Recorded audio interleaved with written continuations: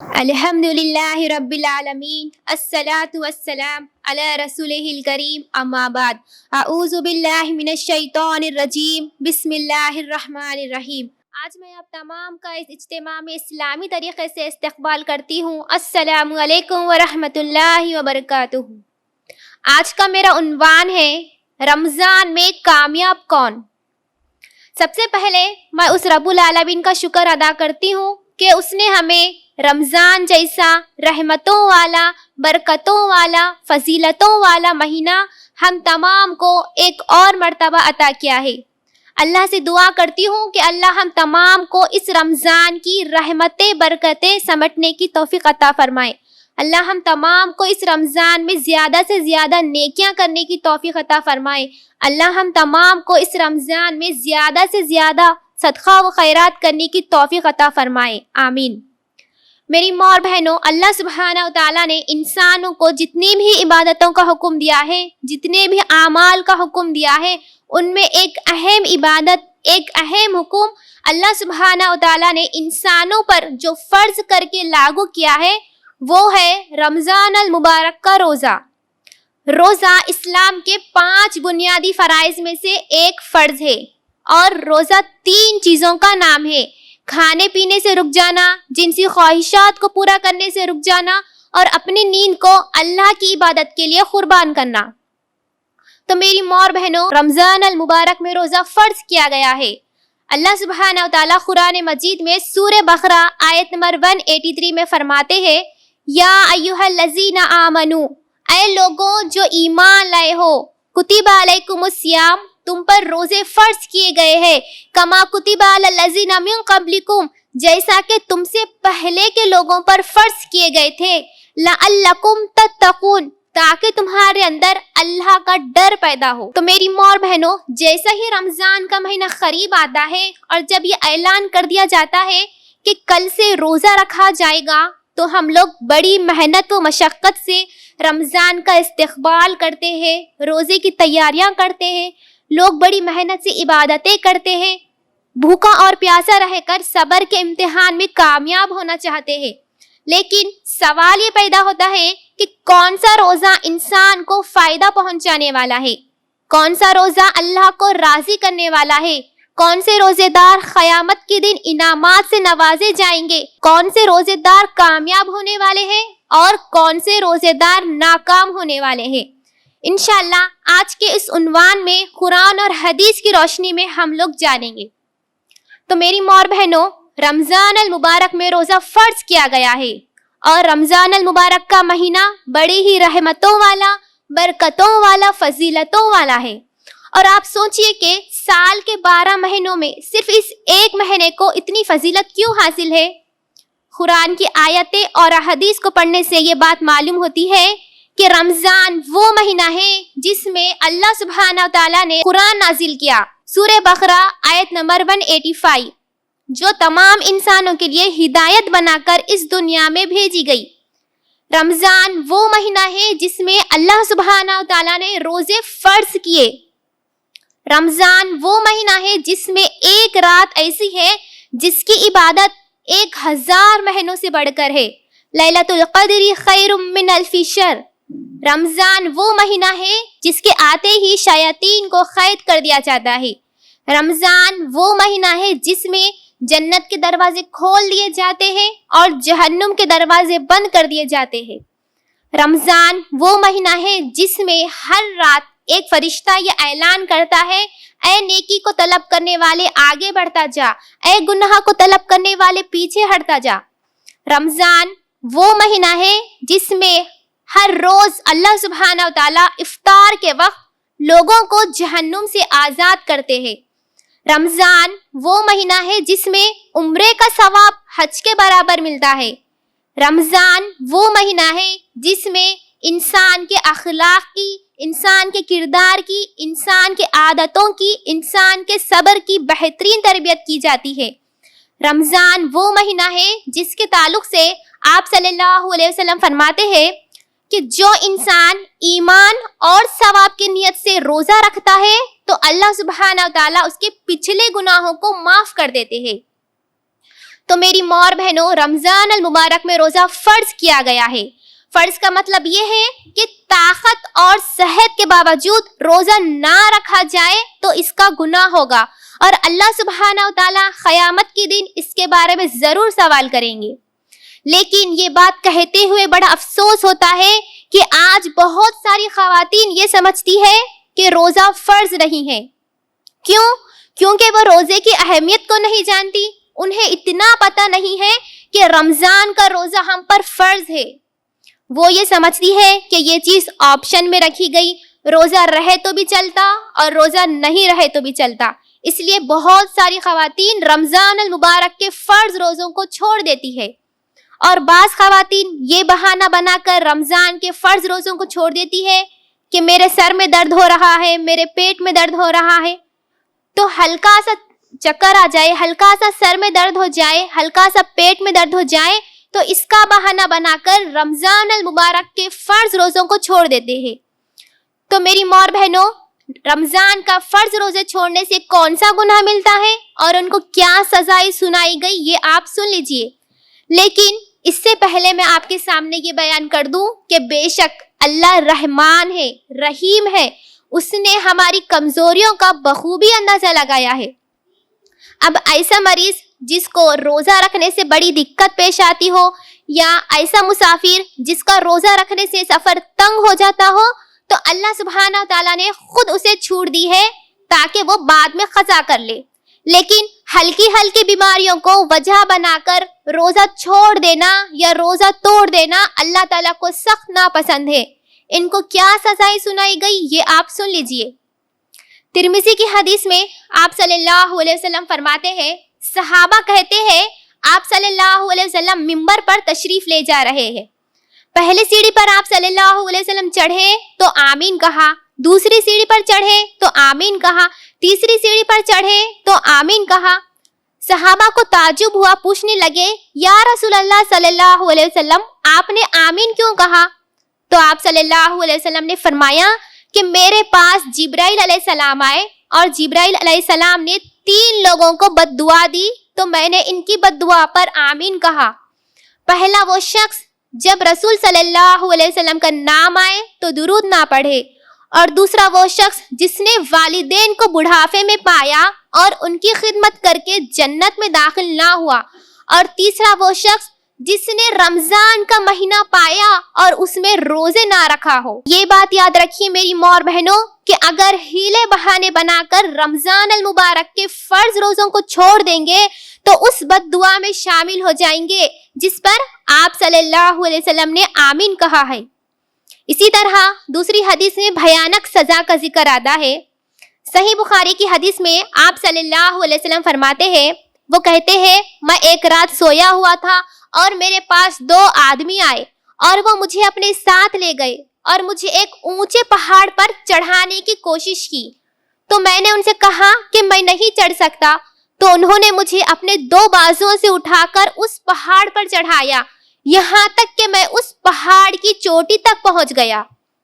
پھر میں نے وہاں پر شدید چیخ و پکار کی آوازیں سنی۔ میں نے ان سے پوچھا کہ یہ کیسی آوازیں ہیں، تو انہوں نے مجھے بتایا کہ یہ جہنمیوں کی چیخ و پکار ہے۔ پھر میں آگے بڑھا، وہ بھی میرے ساتھ آگے بڑھے۔ پھر میں نے وہاں پر کچھ لوگوں کو جہنم کی آگ میں الٹا لٹکایا ہوا دیکھا، سر ان کا نیچے ہے، پیر ان کے اوپر ہے، اور ان کے منہ کو چیرا جا رہا ہے اور ان کے منہ سے شدید تیزی کے ساتھ خون بہ رہا ہے۔ میں نے ان سے پوچھا کہ یہ کون لوگ ہیں، تو انہوں نے مجھے بتایا کہ یہ وہ لوگ ہیں جو رمضان میں روزہ نہیں رکھتے تھے۔ غور کیجئے میری ماں اور بہنوں، ایک تو جہنم کی آگ نیچے سے جلائی جا رہی ہے، اور دوسرا الٹا لٹکایا جانا، اور تیسرا منہ کو چیرا جا رہا ہے، اور چوتھا منہ سے خون بہ رہا ہے۔ صرف معمولی چیزوں کو وجہ بنانے کی وجہ سے، رمضان کے فرض روزوں کو چھوڑنے کی وجہ سے اللہ سبحانہ تعالیٰ نے یہ عذاب تیار کر رکھا ہے۔ حالانکہ رمضان المبارک کی بڑی فضیلتیں بیان کی گئی ہیں۔ ایک حدیث میں آپ صلی اللہ علیہ وسلم فرماتے ہیں کہ رمضان کا مہینہ بڑی ہی رحمتوں والا، برکتوں والا، فضیلتوں والا ہے، انسان کی اصلاح کرنے والا ہے، انسان کے اخلاق کو، اس کے کردار کو، اس کے صبر کو بہترین تربیت کرنے والا ہے۔ اسی طرح دوسری حدیث میں، صحیح مسلم کی حدیث میں آپ صلی اللہ علیہ وسلم فرماتے ہیں کہ ایک جمعہ سے دوسرے جمعہ تک، ایک رمضان سے دوسرے رمضان تک کی گناہوں کو مٹا دیا جاتا ہے۔ اس حدیث کا مطلب یہ ہے کہ ایک رمضان سے دوسرے رمضان تک انسان جو گناہ کرتا ہے تو وہ رمضان ان گناہوں کو مٹا دیتا ہے، اور ایک جمعہ سے دوسرے جمعہ تک انسان جو گناہ کرتا ہے تو وہ جمعہ ان گناہوں کو مٹا دیتا ہے۔ لیکن آپ صلی اللہ علیہ وسلم نے یہاں پر ایک شرط بتائی ہے کہ انسان بڑے گناہوں سے بچتا رہے۔ اسی طرح تیسری حدیث قدسی میں آپ صلی اللہ علیہ وسلم ارشاد فرماتے ہیں، اللہ تعالیٰ فرماتے ہیں روزہ میرے لیے ہے اور میں خود اس کی جزا دینے والا ہوں۔ غور کیجئے میری ماں اور بہنوں، جب نماز کا حکم دیا گیا تو اس کا بدلہ جنت بتایا گیا، جب صبر کا ذکر آیا اس کا بدلہ جنت سنایا گیا، جب صدقہ و خیرات کا حکم دیا گیا اس کا بدلہ جنت بتایا گیا، لیکن روزے کا بدلہ اللہ تعالیٰ نے ہمیں نہیں بتایا۔ سرپرائز ہے وہ ہمارے لیے، قیامت کے دن ہمیں کیا ملنے والا ہے ہم نہیں جانتے، نہ قرآن میں بتایا گیا اور نہ حدیث میں بتایا گیا۔ اسی طرح چوتھی حدیث میں آپ صلی اللہ علیہ وسلم فرماتے ہیں کہ جنت کا ایک دروازہ ہے جس کا نام باب الریان ہے، اس سے قیامت کے دن صرف روزے دار ہی گزریں گے، ان کے علاوہ اور کوئی دوسرا اس دروازے سے نہیں گزرے گا سوائے روزے دار کے۔ اسی طرح پانچویں حدیث آپ صلی اللہ علیہ وسلم فرماتے ہیں کہ جس انسان کا روزے کی حالت میں انتقال ہوتا ہے تو اللہ سبحانہ تعالیٰ اسے جنت میں داخل کر دیتے ہیں۔ میری ماں اور بہنوں، سوال یہ پیدا ہوتا ہے کہ روزے کی یہ ساری برکتیں انسان کو کب حاصل ہوگی؟ کون سے روزے داروں کے گناہوں کو مٹا دیا جائے گا؟ کون سے روزے دار جنت میں باب الریان سے داخل ہوں گے؟ کون سے روزے داروں سے اللہ راضی ہوگا؟ قرآن کی آیتیں اور احادیث کو پڑھنے سے یہ بات معلوم ہوتی ہے کہ رمضان میں حقیقت میں کامیاب ہونے والے وہ لوگ ہیں، رمضان میں اپنے روزوں کو، اپنی عبادتوں کو قبول کروانے والے وہ لوگ ہیں جن کے اندر اخلاص ہو۔ اس کا مطلب یہ ہے اگر آپ رمضان میں کامیاب ہونا چاہتے ہیں، اگر آپ اپنے روزوں کو رمضان میں قبول کروانا چاہتے ہیں تو اس کی سب سے پہلی شرط اخلاص رکھی گئی کہ ہر کام اللہ کی رضا کے لیے کیا جائے، رمضان سے پہلے بھی، روزوں کی حالت میں بھی اور رمضان کے بعد بھی۔ ہر کام، ہر نیکی، ہر ذکر و اذکار، تلاوت قرآن، کسی کو کھانا کھلانا، کسی کو کپڑے بنانا، کسی کی مدد کرنا، اپنا مال اللہ کے راستے میں خرچ کرنا، ہر چیز اللہ رب العالمین کی رضا کے لیے کیا جائے۔ اگر اس میں سے کسی ایک میں بھی دکھاوا یا ریاکاری ہو تو یاد رکھیے اللہ تعالیٰ ان روزوں کو قبول نہیں کریں گے۔ خواتین کے یہاں پر ایک کمزوری بتانا چاہتی ہوں۔ آپ نے بہت ساری خواتین کو یہ کہتے ہوئے سنا ہوگا کہ اب رمضان آ رہا ہے، روزے کا روزہ بھی ہو جائے گا اور میرا وزن بھی کم ہو جائے گا، روزے کا روزہ بھی ہو جائے گا اور میری یہ بیماریاں بھی دور ہو جائے گی۔ استغفر اللہ، ایک روزے میں دو نیتیں ہرگز نہیں کر سکتے۔ روزہ صرف اللہ رب العالمین کی رضا کے لیے کیا جائے۔ ہاں، ہم ان روزوں میں بیماریوں کے لیے دعا کر سکتے ہیں کہ اے اللہ میری ان بیماریوں کو دور کر دیجئے، دعا ضرور کر سکتے ہیں، لیکن روزہ رکھنے سے میری یہ بیماری دور ہو جائے گی ایسی نیت ہرگز نہیں کر سکتے۔ اگر ایسی نیت آپ نے کر دی، روزے میں دو نیتوں کو ملا دیا، تو یاد رکھیے اللہ سبحانہ تعالیٰ ان روزوں کو قبول نہیں کریں گے۔ اسی طرح اخلاص کے سلسلے میں دوسری بات یہ ہے، جیسے ہی رمضان کا مہینہ آتا ہے تو ہر ایک کے دل میں یہ خواہش پیدا ہوتی ہے کہ ہم اپنا مال اللہ کے راستے میں خرچ کریں، لوگوں کی مدد کریں، لوگوں کو کپڑے بنائیں، لوگوں کو کھانا کھلائیں۔ لیکن میں یہاں پر خواتین کی دوسری کمزوری بتانا چاہتی ہوں۔ جب خواتین اپنے لیے شاپنگ کے لیے جاتی ہیں تو 10,000 اور 20,000 اور 30,000 کی شاپنگ اپنے لیے، اپنے بچوں کے لیے، اپنے شوہر کے لیے، اپنے ساس اور سسر کے لیے جب کر کے واپس ہوتی ہے، جب واپس ہوتی رہتی ہے تو دکان والے سے ان ساڑیوں کو مانگتی ہے جو زکوٰۃ کے ساڑیوں کے نام سے مشہور ہے۔ ایک اسپیشل جو ہے یہ خریداری کرتی ہے، اس عورت کے لیے جو آپ کے گھر میں کام کرتی ہے، اس عورت کے لیے جو آپ کے گھر کے پیچھے رہتی ہے، بہت ہی غریب ہے، اس کے لیے یہ ساڑی خریدتی ہے 150 سے لے کر 250 یا زیادہ سے زیادہ 300 کی. تو میں خواتین سے پوچھنا چاہتی ہوں کہ کیا آپ وہ ساڑی عید کے دن پہننا پسند کریں گے جو آپ نے خاص طور پر غریبوں کے لیے خریدی ہے؟ ایک بہترین روزے دار عورت ایسی گھٹیا حرکت کبھی نہیں کر سکتی، اور اللہ سبحانہ و تعالیٰ کبھی اس خرچ کرنے کو قبول نہیں کریں گے. کیوں؟ اس کی کیا دلیل دی گئی؟ اللہ سبحانہ و تعالیٰ قرآن مجید میں سورہ ال عمران کی آیت نمبر 92 میں فرماتے ہیں، تم نیکی کے درجے کو اس وقت تک نہیں پہنچ سکتے جب تک کہ اپنے پسندیدہ مال کو اللہ کے راستے میں قربان نہ کرو. میری ماں اور بہنوں، ہماری کمزوریاں کب دور ہوگی؟ روزہ ہماری ان کمزوریوں کو دور کرنے کے لیے آتا ہے. روزہ ہمارے اندر مساوات کو پیدا کرنے کے لیے آتا ہے، اور آپ صلی اللہ علیہ وسلم نے بھی ہمیں یہی سکھایا. اسلام یہ نہیں کہتا کہ تم 10 کو کپڑے بناؤ، اسلام یہ کہتا ہے کہ تم ایک کو کپڑے بناؤ ایسا کہ وہ زیادہ سے زیادہ استعمال کرے. اس بات کو غور کرنے کی ضرورت ہے. اگر اس محفل میں بیٹھی ہوئی میری مسلمان مائیں اور بہنیں یہ کام کر رہی ہے، اس کام کو چھوڑ دیجئے. اگر آپ چاہتی ہے اللہ سبحانہ و تعالی ہمارے ان روزوں کو قبول کرے تو اس کام کو چھوڑنا ہی ہوگا. اسی طرح اخلاص کے سلسلے میں تیسری بات یہ ہے کہ جیسا ہی رمضان کا مہینہ آتا ہے، ہر ایک کے دل میں یہ خواہش ہوتی ہے کہ ہم روزہ افطار کرائے، لوگوں کے لیے سحری میں کھانے کا انتظام کرے. اور بعض لوگ خوش ہو جاتے ہیں جب لوگ ان کی تعریف کرتے ہیں کہ کیا بہترین آپ نے افطاری کا انتظام کیا تھا، کیا بہترین آپ نے سحری میں کھانے کا انتظام کیا تھا. خوش ہو جاتے ہیں اور لوگوں کو بولتے پھرتے ہیں کہ لوگ ہماری دعوت کی تعریف کر رہے تھے، ہم نے جو افطاری کرائی لوگ اس کی تعریف کر رہے تھے، ہم نے جو سحری میں کھانے کا انتظام کیا لوگ اس کی تعریف کر رہے تھے. اگر ایسی نیت آپ نے کر دی تو یاد رکھیے اللہ سبحانہ تعالیٰ اس عمل کو قبول کرنے والے نہیں ہے. تو میری ماں اور بہنوں، یہ تو ان لوگوں کا حال ہے جو دعوت دیتے ہیں، لیکن جو دعوت کھانے کے لیے جاتے ہیں وہ بھی کچھ کم نہیں ہے. اگر آپ کو کسی کے پاس روزہ افطار کرنے کے لیے بلایا جائے تو یہ ایمان اور یقین رکھ کر جائے کہ ہمیں اتنا ہی ملے گا جتنا اللہ سبحانہ و تعالیٰ نے ہمارے نصیب میں لکھا ہے، اس سے بڑھ کر ہم نہیں کھا سکتے. اللہ کا جو مقرر کیا ہوا رزق ہے وہ ہمیں مل کر ہی رہے گا.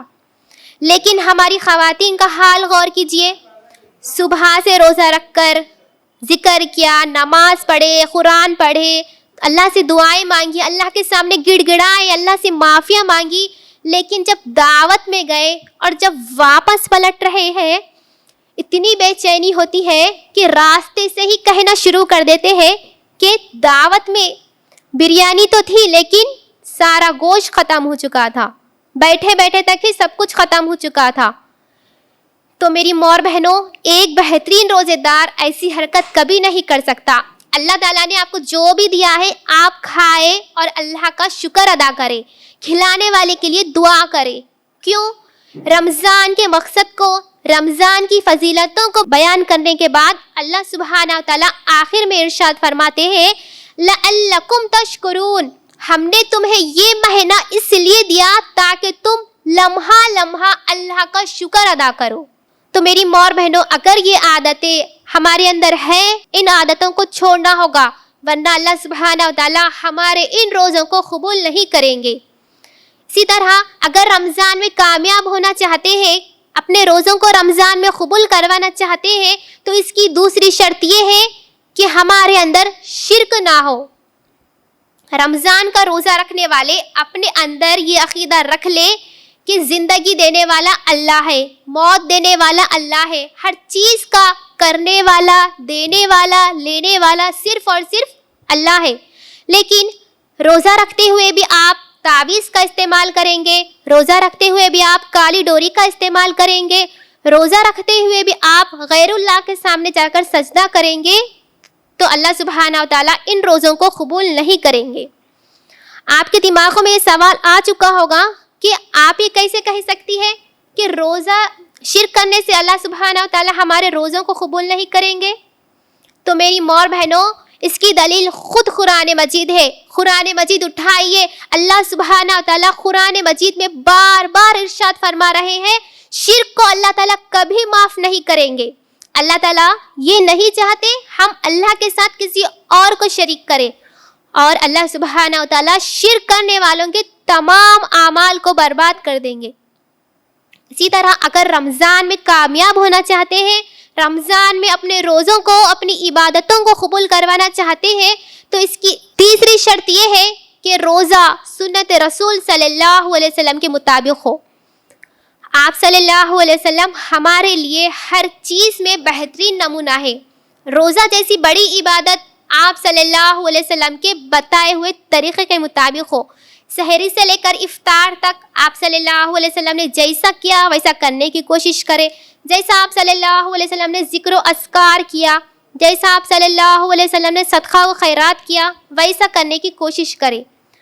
اگر سنت پر عمل نہیں ہوگا تو اللہ سبحانہ و تعالیٰ ہمارے ان روزوں کو قبول نہیں کریں گے۔